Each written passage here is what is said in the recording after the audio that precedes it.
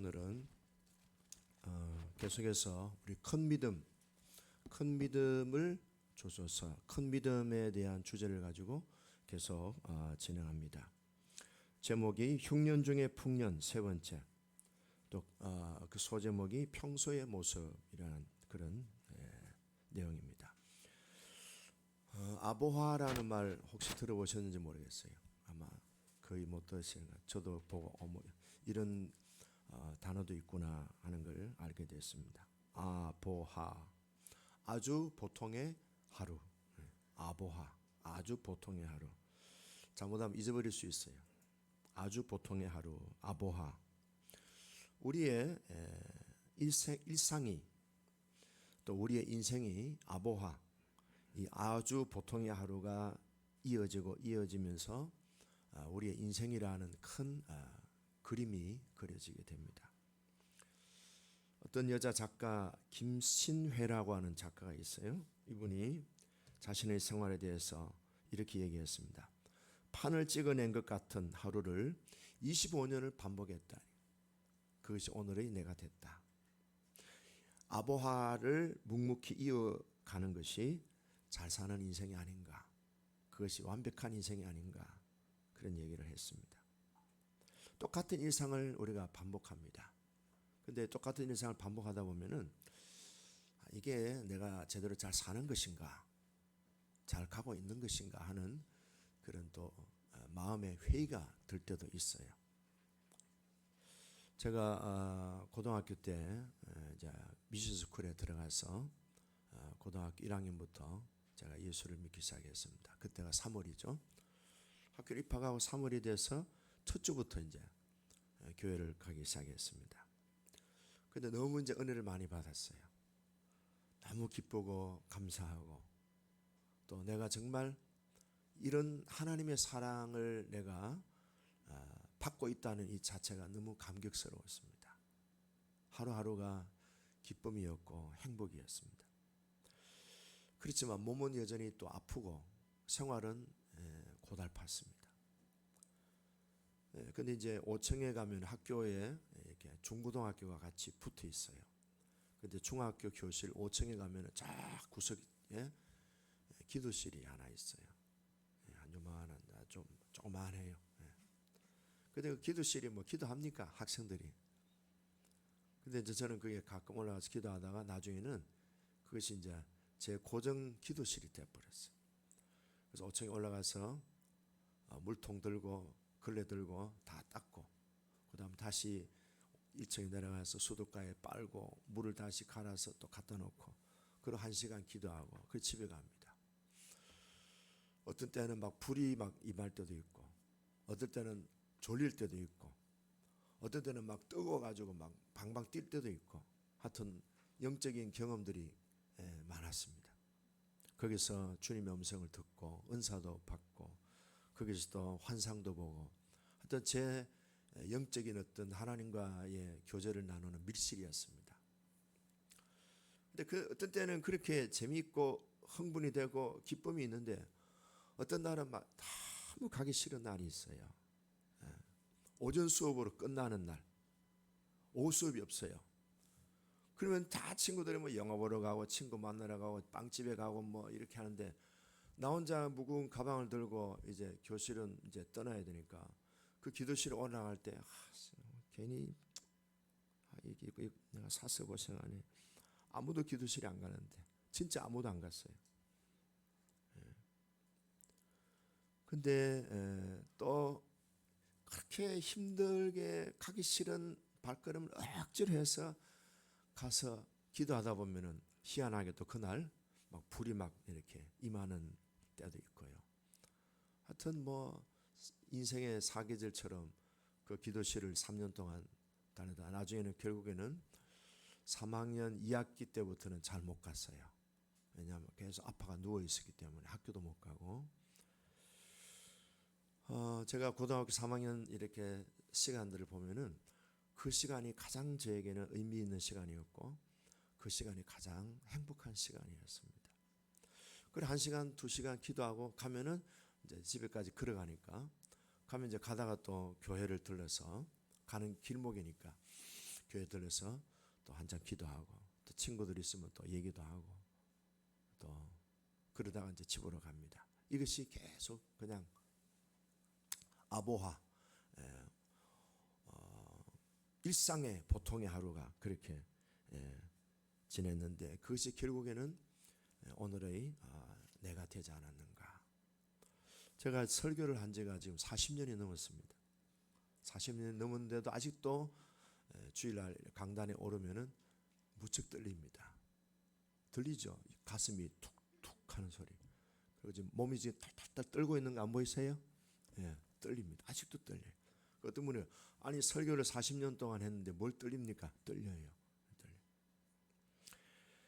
이런 아주 보통의 하루, 아보하, 이것이 판을 찍어내듯이 벽돌을 찍어내듯이 반복되고 반복되는데 그 당시에는 지겹고 지루하게 그리고 이렇게 사는 것이 맞나라고 생각이 들지만 결국에 우리 인생이라는 큰 그림은 그런 아보하, 아주 보통의 하루하루가 모여서 큰 그림이 그려지고 미래의 우리가 만들어집니다.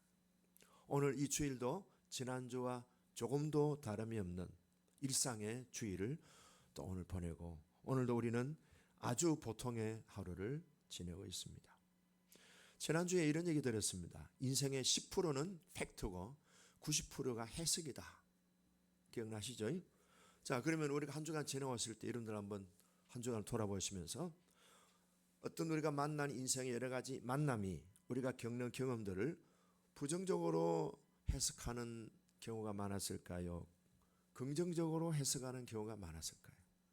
네. 우리 인간은 가만히 놔두면요 부정적으로 가요. 본능적으로 가요. 그러니까 어떻게 이게 미끄러져서 내려가는 인간의 이 행보를 어떻게 하는지 끌어서 다시 긍정적인 방향으로 이렇게 바꾸는 유일한 게 뭐예요? 하나님의 말씀이고 예배 시간입니다. 지난주에 또 우리가 그 내용을 보았죠. 똑같은 상황인데 나오미가 인생을 해석하는 것은 굉장히 부정적이었어요. 하나님에 대한 깊은 피의식이 있었어요. 하나님 탓이다. 하나님이 나를 이렇게 만들었다. 하나님이 나한테 벌을 내리셨다. 하나님이 나를 치셨다. 모든 책임을 하나님께 돌리고 하나님 탓으로 했습니다.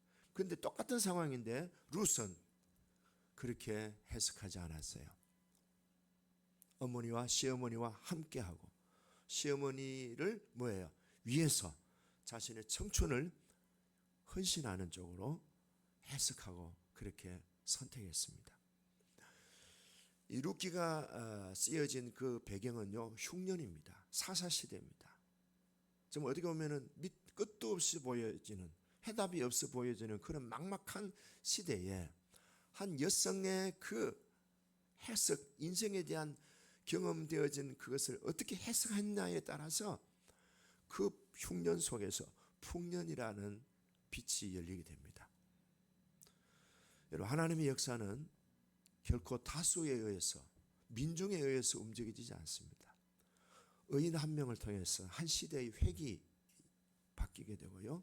어둠이 빛으로 열리게 되는 것이 한 사람으로 인해서 하나님의 그 구원의 역사는 계속 이어졌던 것을 우리는 기억하게 됩니다. 그런데 룻이 자신의 인생을 그렇게 무언가에 대한 보이지 않는 희망, 시어머니는 자기 자신의 인생을 망했다고 했습니다. 내 인생은 실패한 것이고 내 인생은 망했다고 했습니다.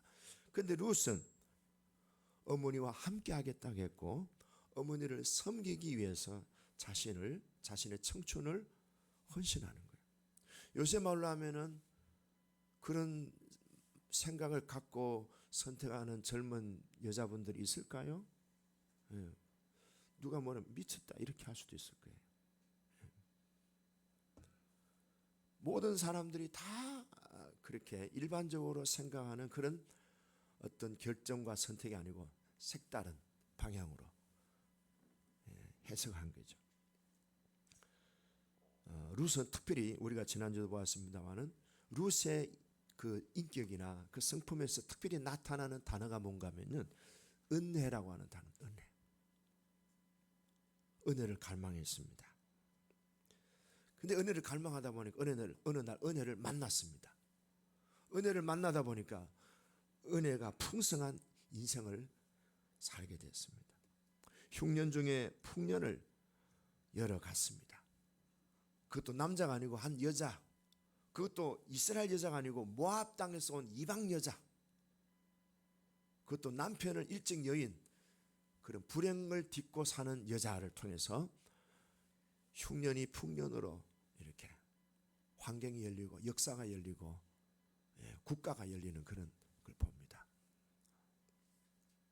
우리는 이 성경 내용들을 잘 보면서 하나님의 역사는요, 이렇게 한 사람의 의인, 소수의 그 깨어있는 사람들을 통해서 이루어지는 걸 볼 수 있습니다.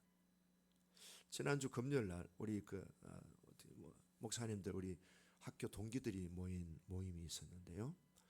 어떤 분이 그런 얘기 하더라고요. 큰 교회, 2,500명 되는 큰 교회가 계속 부흥하고 있을 때예요. 근데 그 교회가 무슨 일이 생겨가지고 2,500명 되는 교회가 삽시간에 다 빠져나가고 350명이 남았대요. 근데 이 교회가 부흥될 줄 알고 인근 건물까지 다 샀는데 2,500명의 교인이 350명 남으니까 이제 감당을 못하는 거예요. 그래서 도저히 못하는데 결국은 나중에는 몇 가정 안 남았어요. 목사님하고 몇 가정 안 남았는데 결국에는 그 이제 교회 장로님이 여의도 순복음교회에 찾아갔대요. 찾아가서 우리 교회 좀 살려달라고. 그 순복음 교단 교회였어요. 그래가지고 몇 가정 안 되는 그 교인들이 끝까지 남았어요. 결국에는 나중에 그 교회를 다시 여의도 순복음교회가 매입을 하고 그 교회가 지금 350명 지금 계속 또 회복하고 있다는 얘기를 들었습니다. 그러면서 얘기하더라고. 숫자가 아니다.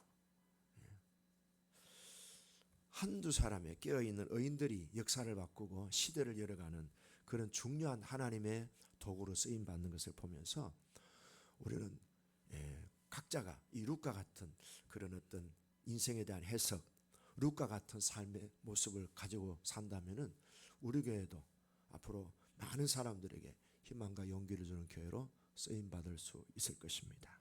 믿으시기 바랍니다. 은혜를 사모했던 룻이요, 보아스라는 남자를 만납니다. 보아스라는 뜻은 힘이라는 뜻입니다. 보아스는 성경에 보면 유력자라고 했는데요, 부자입니다. 그리고 힘이 있어요. 지역의 유지입니다. 이 사람을 만나게 되리라고 누가 상상을 했겠습니까? 그런데 두 사람이 서로 의기투합했습니다. 서로가 서로에게 끌렸습니다. 두 사람이 나중에 부부가 되어서 아들을 낳는데 그 아들을 출생하게 된 것이 갑자기 된 게 아니에요. 아보하, 아주 보통의 하루가 준 결과입니다. 룻이 그렇게 살았습니다. 룻에게 마음이 끌렸던 보아스예요. 여러분, 보아스가 룻에게 끌렸던 매력이 무엇에 의해서 끌렸을까요? 룻이 인물이 탁월했을까요? 아니면 학벌이 여여대 출신이라서 그럴까요? 아니면 룻이 집안 배경이 엘리트 강남 엘리트 집안 출신이라서 그럴까요? 아니에요. 룻의 성품이었습니다. 하나님을 경외하는 사람에게 나타나는 향기는 성품에서 드러납니다.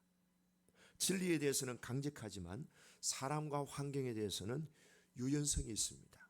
바울이 그랬죠. 내가 궁핍에 처하면은 궁핍에 처한 대로 할렐루야. 풍부에 처하면은 풍부에 처한 대로 할렐루야. 모든 것이 환경에 의해서 내가 만족을 누리는 것이 아니고 in Christ, 그리스도 안에서, en 그리스도, 예수 안에서 내가 행복하다. 전천후 행복을 추구하는 그리스도인의 중심을 보여주고 있지 않습니까? 자, 그러면 보아스가 그렇게 룻에게 마음이 끌렸던 그 룻의 어떤 성품이었을까요? 여러분들이 이제 부부지간에 결혼할 때 무언가 끌렸잖아요, 그죠? 마음이 가는 거죠. 저 사람 보니까 마음이 가네. 저 사람 보니까 내가 평생 같이 동행할 수 있는 그런 좋은 모습이구나. 돈 보고, 학벌 보고, 외모 보고 그러겠어요? 진짜 우리가 마음의 결혼을 결정할 때 뭘 보고 결정하겠어요? 종합해서 결정하지만 그 가운데 핵심적인 것은 그 사람의 태도, 성품, 어떤 사고방식, 그런 게 아니겠어요?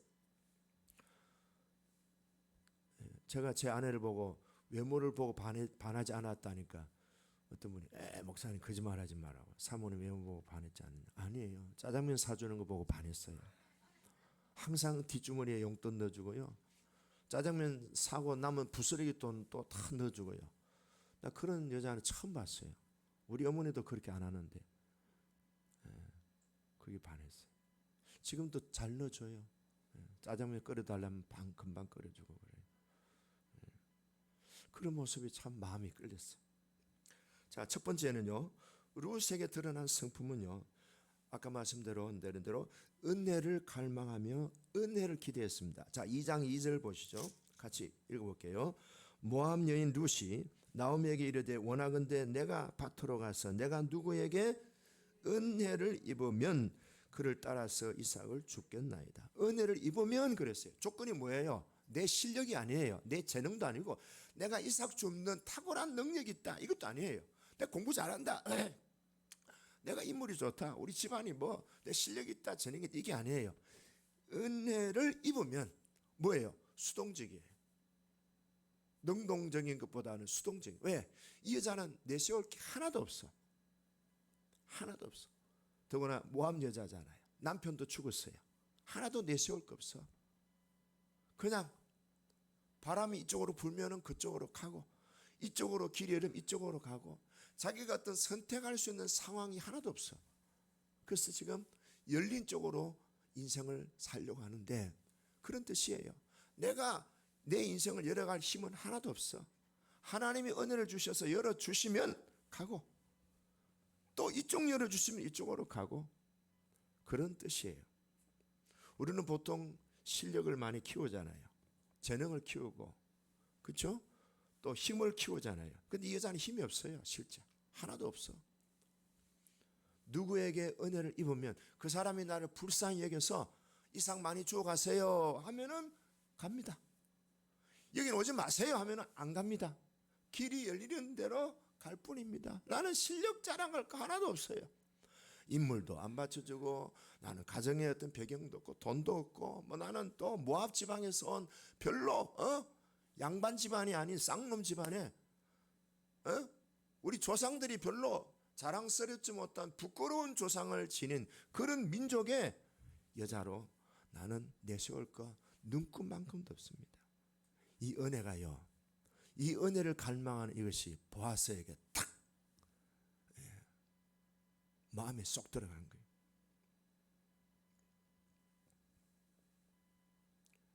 그러면서 뭘 합니까?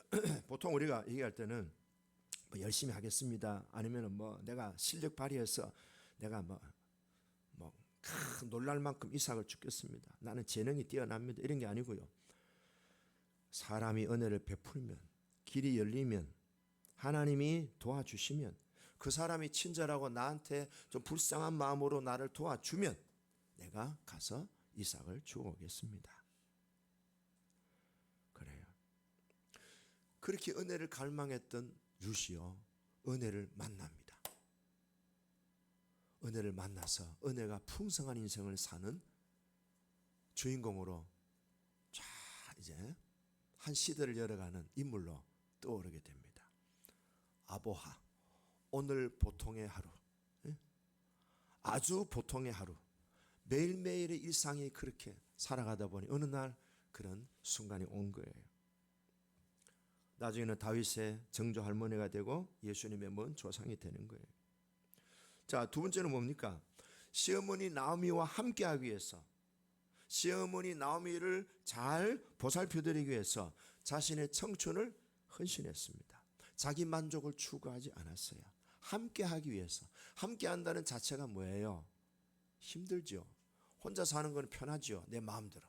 근데 함께 살면은 배려해야 돼야 되고, 질서를 지켜야 되고, 나름대로 상대방을 존중해야 되고, 내 마음대로 못해요. 여러분, 내 마음대로 하면은요 흉년이에요. 인생이 흉년이에요. 그러나 함께 한다면은 인생은 흉년이 풍년으로 바뀔 수 있어요.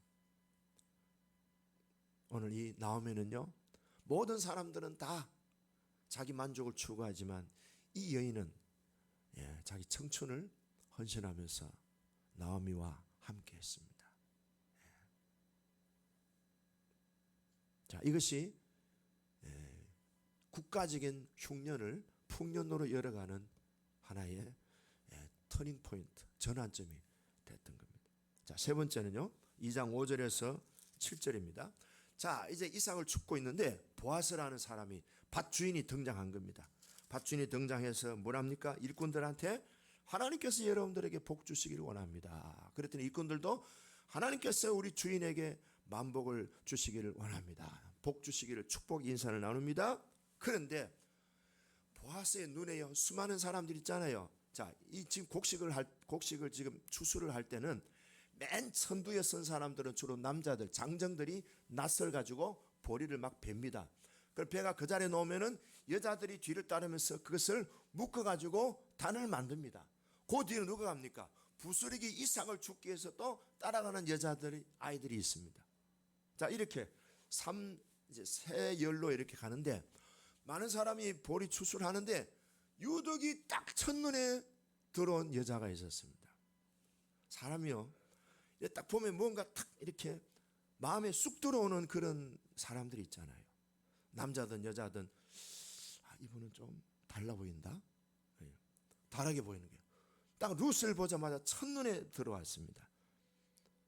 그래서 물었어요, 감독한테, 일하는 감독. 저 여자가 누구냐? 5절에 나오죠. 누구냐? 누구의 소녀냐? 소녀냐 하는 거 보니까 젊은 여자였죠. 자, 그랬더니 감독 이런 말합니다. 6장 끝에 보면은 이는 나오미와 함께 모압 지방에서 돌아온 모압 소녀인데 그의 말이 나로 베는 자를 따라 단 사이에서 이삭을 죽게 하소서 하였고 아침부터 와서는 잠시 집에서 쉰 외에 지금까지 뭐예요? 자, 일단 이 말을 보면 어떤 여자예요? 부지런해요. 부지런해. 하나님이 안 쓰시는 사람이 대표적으로 두 사람이 있어요. 교만한 사람, 그 다음에 게으른 사람 안 쓰셔요. 여러분, 게으른 사람을 하나님 어떻게 쓰시겠어요? 여러분들이 회사의 사장이다, 게으른 직원 쓰겠어요? 월급만 축내는데 안 쓰죠. 퇴출당하죠. 이 여자는요, 부지런했어요. 아침부터 와서 잠깐 쉰 외에 지금까지 부지런히 곡식을 줍고 있습니다.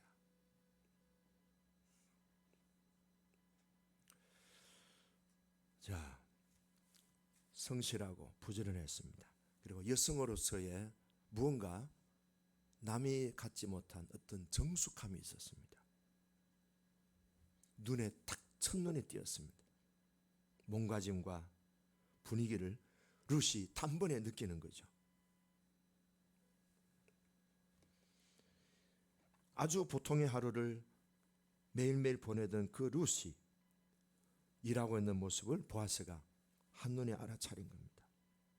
여러분, 룻이 그날따라 화장을 화려하게 하고 옷을 막 좀 남들에게 눈에 띄는 매력적인 옷을 입고 오늘 내가 보아스를 만날 건데 좀 내가 품위 있게 해야지 그렇게 했겠어요? 그냥 평소대로. 자, 룻에게 비추어진 모습이 첫 인상이 어떤 인상이었습니까? 부지런했습니다. 성실함이었습니다. 그 여자하고 말 한 번 안 섞었지만은 그 여자를 통해서 풍겨나오는 정숙함이 느껴졌습니다. 이것은요, 아주 보통의 하루였습니다. 어제도 그 모습이고 오늘도 그 모습이고 내일도 그 모습일 거예요. 자, 이런 일상의 아주 보통의 하루를 보내던 룻이 그날 보아스에게 딱 마음에 들어왔습니다. 자, 그 다음에 이제 보아스가 룻을 부릅니다. 보아스가 8절에 나오죠. 보아스가 룻에게 이르되 내 딸아 들으라. 딸 같은 상대죠. 내 딸아, 이삭을 주우러 다른 밭으로 가지 말고 여기서 떠나지 말고 나의 소녀들과 함께 있으라. 쭉 얘기합니다. 그렇게 룻에게 호의를 베풀고 이제 물도 잘 떠오지 말고 길로 온 거 마셔라. 참으로 다른 밭에 가지 말고 여기서 우리 가족들하고 같이 소녀들하고 같이 이삭을 주어라 이렇게 얘기합니다. 자, 그런 호의를 받았을 때 룻은 어떻게 반응을 보이나 보시죠. 10절 같이 읽어볼까요? 10절 시작. 룻이 엎드려 얼굴을 땅에 대고 절하며 그에게 이르되 나는 이방 여인이거늘 당신이 어찌하여 내게 은혜를 베푸시며 나를 돌보시나이까 하니. 그랬어요. 어때요? 얼굴을 어떻게 했다고요? 땅에 대고 절을 했습니다. 뭐 어떤 표현이죠? 존경이죠.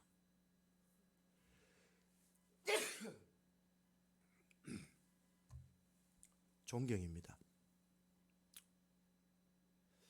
이 루스의 마음속에는요, 어른들에 대한 존경이 있어요. 그 이전에 누구를 존경했습니까? 시어머니죠. 오죽했으면 시어머니를 얼마나 존경했으면 자기 청춘을 헌신했을까요? 예. 권위자를 존경하는 거예요. 바짝 땅에 엎드려서 절을 합니다. 마음의 존경이 몸으로 드러납니다. 그렇죠? 시어머니에게도 그런 존경의 마음. 그래서 시어머니에게 어떤 여자였습니까? 시어머니를 존경해서 공손히 순종하는 모습이 참 보기가 아름답게 보입니다. 시어머니가 무슨 얘기할 때 내 어머니, 내 어머니.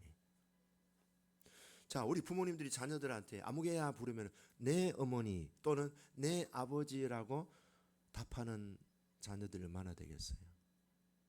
에! 싱이들은 우리 여성이는 조정대 할비 아주 잘 재밌게 조정대 할비 나 이거 어디서 부르나 누가 내 이름 조정대 할비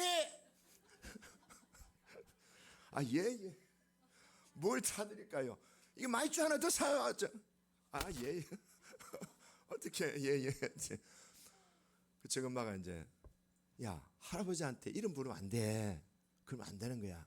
조정대 할비는 내 말 잘 들어. 주여. 참 귀엽죠. 자녀들이 부모에게 존경하고 공경하는 자녀들은요 보여요. 그런 사람은요 귀하게 보여요. 우리가 볼 때는요 부모를 공경하고 부모를 존경하면은 뭔가 해프게 보이는 것 같죠? 전혀 그렇지 않아요. 그런 사람은요 눈에 띄어요. 이 루시요 그런 게 몸에 배어 있다니까요. 어느 속에서도 배어 있어요. 예. 교회에서도 보면요 목사를 존경하는 집사님들도 있고 권사님들도 있어요. 그런 분들 보면 참 귀해요. 그분들을 나는 더 배로 존경하고 싶어. 근데 목회자 알기를 H2O로 아는 사람은 나도 그 사람 H2O로 보여. 그럼 그 사람의 가족 배경이 다 보여. 저 사람은 그런 집안에서 표현은 안 하지만 마음으로 벌써 다 느끼잖아요. 이 루스는 그런 몸가짐이요. 보아스가 딱 첫눈에 이 여자가 들어왔잖아요. 저 여자 누구냐? 그게 하루 이틀이 됐겠어요.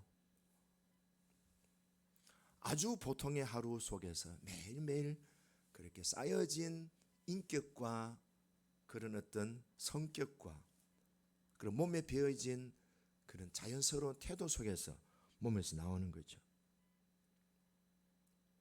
오늘 이 시대는요 사사시대라 그랬죠. 어른이 없습니다. 어른이 없어요. 다 그냥 니도 내 동무고 나도 네 동무고 다 아바이 동무 어마이 동무 다 동무야. 그냥 동격이야. 예. 대통령 이름을 아무 따나 부르고 예. 대통령 이름을 아무나 부르고 예.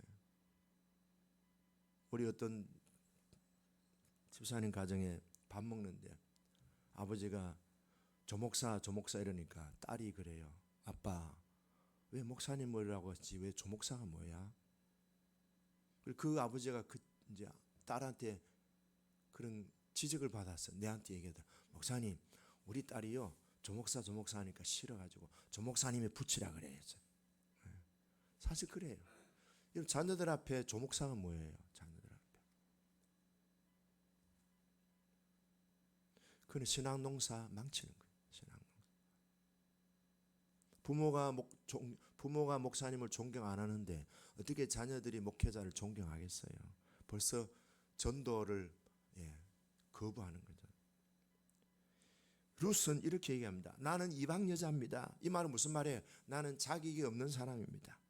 그리고 당신이 어찌하여 나 같은 사람에게 은혜를 베푸시고 돌보십니까? 하는 말은 밑에 깔려있는 내용이 뭐예요? 나는 그를 당신의 사랑을 받을 자격이 없는 사람입니다. 그래요.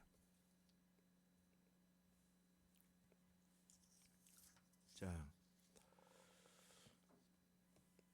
존경과 겸손의 모습을 보여주는 이 룻이 보아스의 마음에 훅 들어오는 거예요. 얼마나 귀하게 보이겠어요. 얼마나 귀하게 보였어요. 근데 오늘 11절에 보면은 보아스가 룻에 대해서 이미 다 알고 있어요. 소문을 들어서 알고 있어요. 룻은 아주 보통의 하루를 지내고 있었는데 이미 그 소문은 보아스도 익히 듣고 있어요. 그래서 보아스가 뭐라고 합니까? 12절에 이렇게 축복합니다. 자, 보시죠. 여호와께서 내가 행한 일에 보답하기를 원하며 하시기를 원하며 이스라엘의 하나님 여호와께서 그의 날개 아래에 보호를 받으러 온 내게 온전한 상 주시기를 원하노라. 이 보아스는요, 너무 이 여자가 마음에 들어오다 보니까 주고 싶은 거 다 주고 싶어. 그냥 하나님은 너에게 줄 수 있는 상, 어떤 상이에요? 퍼펙트한 것, 온전한 상, 최고의 상을 너에게 주기를 축복하노라. 여러분, 홀로 사는 여인에게 최고의 축복이 뭐겠어요? 미남인 남자잖아요. 미남 남자, 유력한 남자잖아요. 자기도, 보아스는 자기도 모르게 했는데 그 상이 누구예요? 자기잖아요. 하나님이 당신 같은 여자에게 온전한 퍼펙트한 스페셜한 상을 주기를 원한다, 축복한다. 그럼 자기가 해놓고 그 말에 자기가 보아스가 이제 룻의 남편이 돼서 아기를 갖잖아요. 자, 우리가 이런 진행되어지는 이 과정들이 우리가 룻기 전체를 보면은요, 야, 참 하나님이 이렇게 역사하시는구나 하는 것을 볼 수 있습니다. 자, 그래요. 보아스는 룻을 칭찬해주고 축복해줍니다. 자, 룻이 이제 겸손하게 또 얘기합니다. 13절 같이 보겠습니다. 13절 시작. 룻이 이르되 내 주여 내가 당신께 은혜 입기를 원하나이다. 나는 당신의 하녀 중에 하나와도 같지 못하오나 당신이 이 하녀를 위로하시고 마음을 기쁘게 하는 말씀을 하셨나이다. 네. 뭐예요? 나는 당신에게 은혜를 입기 원합니다라는 말은 나는 당신의 도움을 원합니다. 도움을 요청할 줄 아는, 어떻게 보면 룻은 자존감이 건강한 여자예요.